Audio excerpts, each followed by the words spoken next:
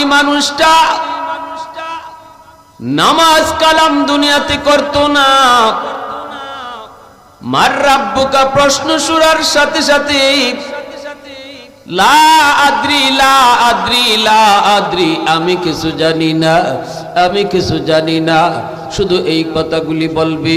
আল্লাহ পাক রব্বুল আলামিন ফেরেশতাদেরকে বলবে, আমার যেই বান্দা প্রশ্নের জবাব দেয়, নামাজি বান্দা বান্দি, ওদের জন্য কবর জগতে আর তার দুনিয়ার কম দামি কাপড় তার গায়ে থাকবে না, তার নিচে আর মাটি থাকবে না।